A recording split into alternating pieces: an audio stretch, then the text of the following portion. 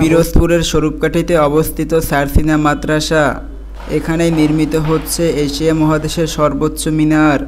এবং বিশ্বের মধ্যে সর্বোচ্চ মিনার হচ্ছে মক্কা শরীফের মিনার, তারপরে ওটা হচ্ছে 320 ফিট, আর আমাদের সারসিনা মিনার হচ্ছে 308 ফিট।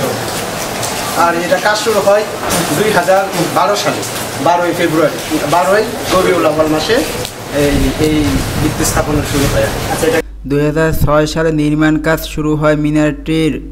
মাদ্রাসায় পাওয়া ছাত্রদের তথ্য অনুযায়ী এটি উচ্চতায় পৃথিবীর দ্বিতীয়তম মিনার।